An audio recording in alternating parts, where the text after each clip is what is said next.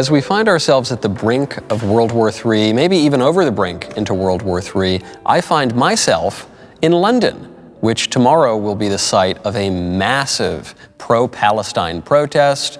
This after 3 weeks or so following the largest attack ever on the State of Israel, which killed over 1,000 people, some estimates up to 1,500 people. The Israeli-Palestine conflict, not the only potential outbreak of World War III. We also, of course, have the conflict in Ukraine and some other conflicts around the world and some other religious persecutions and some other hot spots in international diplomacy as it falls apart. So I decided to come to Canterbury Cathedral to meet with Father Benedict Kiely, who knows a thing or two about religious persecution. Father Kiely is the founder of Nazarene.org. That is Nazarene with an S, not with a Z, so it's Nasarean.org.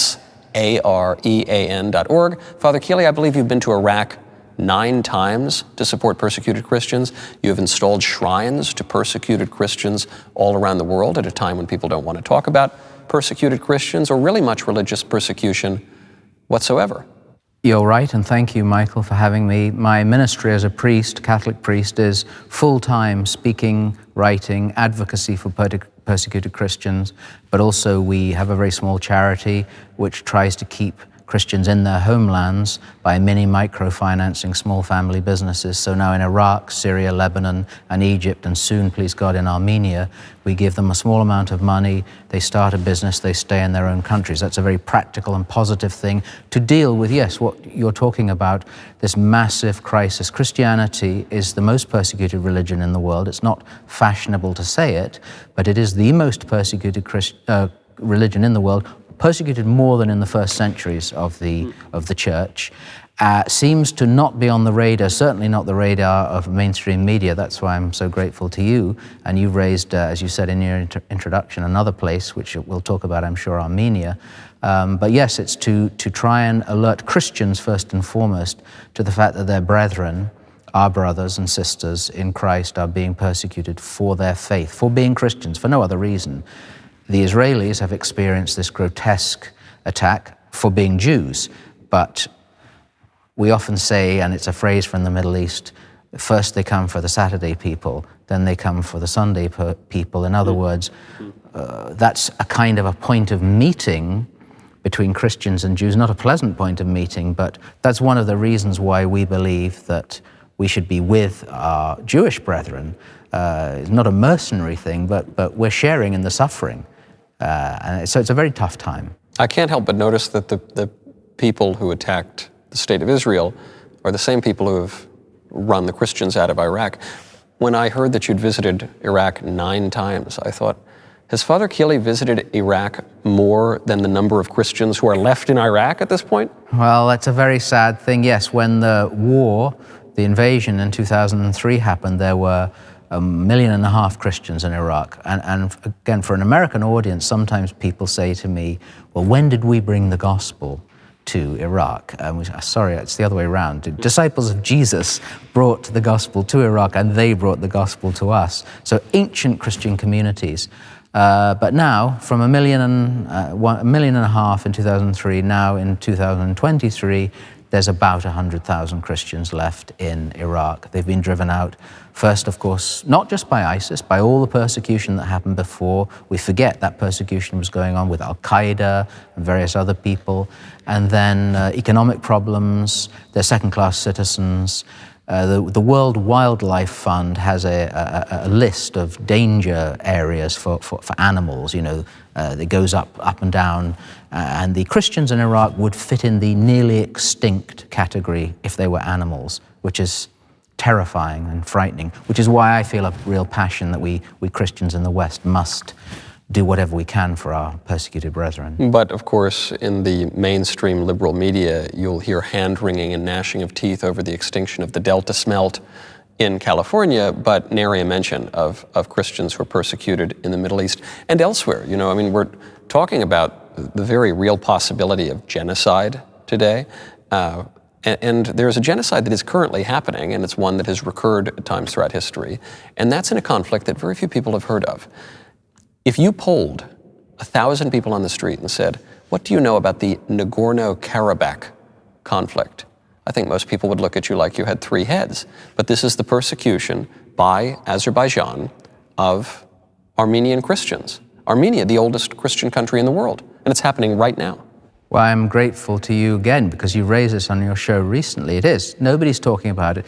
Armenia, which is technically a European country, it's in Europe, but yes, the oldest Christian country in the world, 301. Before Constantine was baptized, they became Christians. The Azerbaijanis, who are a sort of greater Turkey, that's basically what it's about, seizing this land, this section, and driving all the Christians out. They've just driven out 120,000 Christians. That is first and foremost ethnic cleansing. But they were also, we mustn't ever forget, Armenians were victims of the first ever official genocide between 1915 and 1917, when more than 1 million Armenians and Greek Orthodox and Assyriac Christians were slaughtered by the Turks. Hitler famously said, when he was beginning his program to persecute the Jews, he said, who remembers the Armenians? Because that genocide is still not even recognized by various countries. So right now, yes, in Europe, a Christian nation is experiencing that kind of persecution. An amazing connection to, you mentioned the Hitler quote, which is the genocidal political powers just think, well, people will forget and we'll move on, and who's going to talk about them if they're gone? We hear the phrase never again, and it always happens again. Yeah. Never again Rwanda, never again here, and it always happens. And there are inquiries and chest beating afterwards. But this is why the preservation of our Christian community, especially in the Middle East, I advocate for Christians all over the world. For example, as well, the mainstream media doesn't talk about the massive persecution of Christians in Africa. In Nigeria alone, last year, more than 5,000 Christians were martyred, men, women, and children. Never even touches the mainstream media. 5,000 people in 1 year in Nigeria. But this is exponential across Africa. ISIS, we're told, has been defeated. ISIS is just a name. ISIS's baby, ISIS's cousin, they all exist. They're exponentially growing across the world. And this is Islamic jihadism, extreme Islam. But not just extreme Islam. A lot of this persecution is at least tacitly supported by, I'm not saying all Muslims are bad, of course not, but many, many Muslims. I've heard recently reports from Israel, Palestine, in Gaza. People have been saying to the Christians, a very tiny Christian community in Gaza, but people have been saying to them, you're next. We've been hearing this verbatim from people, you're next. So we're a struggling minority Christians. People think Christianity is strong. In that part of the world, it's very weak. That is a little bit, I guess, how I've been thinking of the Israel-Palestine conflict, is not being an expert in, forget centuries, millennia of this particular conflict. I thought, all right, well, if AOC and Rashida Tlaib and Ilhan Omar are on one side of an issue, I guess I'm going to be on the other side of an issue. But you put it very well. They come for the Saturday people before the Sunday people. It's not as though Christians had been flourishing in the Middle East in recent years, even 30, 40 years ago. I think we have to pick a side, and it's never an excuse for atrocities, it's never an excuse for certain things. No one says Israel is perfect by a long shot, but at some point you say, are you on the side of people who chop babies up and chop their heads off, which did happen, or are you on the other side? At that point, there's no sort of reciprocity, there's no middle ground. You have to pick a side. But for the Christians, they also experience this. This is the point. People in Iraq say, well, we know what's happened. Daesh, ISIS did this.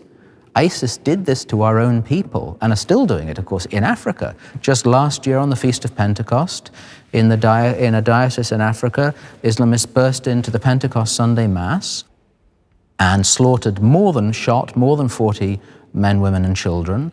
Bloody, bloody mess. I saw the bishop, he spoke shortly afterwards, and the bishop, curiously, one of the, we might call useful idiots again, the President of Ireland, President Michael Higgins, who's a rather small fellow, about the size of a hobbit, but without the intelligence of a hobbit.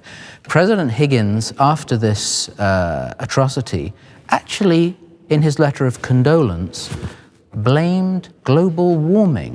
And the bishop of the diocese, whose eyes were flaming, said, "My people were not killed because of global warming. They were killed because they were Christians, period." Right. If we don't care about that in the West, especially if we claim the name of Christian, then there's something wrong with us. Right, yeah. They're not killed by the sun monster, for one, and they're not killed by the broader impersonal forces that, they're killed by racism or intolerance or global warming or something. No, it's quite personal, actually. And ideas have consequences, and ideas are enacted in time and space, and we've got to confront that reality. I love your point when you say we have to pick a side, because our Lord is rather clear about being lukewarm. Well, and also another great friend, a personal friend of ours, both a priest friend we both know, once said famously, when you're about to have your head cut off, you don't worry too much about global warming or air conditioning, which I think is an apposite. But yes, we have to pick a side, and for a Christian, if you're worthy of your name and you don't care about your brethren suffering in any part of the world, you probably shouldn't use the name Christian. But then the question comes, well, what can we do? There's a lot we can do. A great deal. Praying, which is not the last resort, the first resort. Aid, and dealing with our legislators. We have to pressurize our legislators. Trade. Trade is a perfect weapon. You stop giving aid to countries that persecute anyone, persecute the Uyghur Muslims, or we've got China, we know all about that. Trade and aid is very powerful, but it's hardly ever used. Another great way to help is to go to Nazarean.org, Nasarean.org. Father Kiely, thank you for the heroic and excellent work that you do, and thank you for sitting down. Thank you, Michael.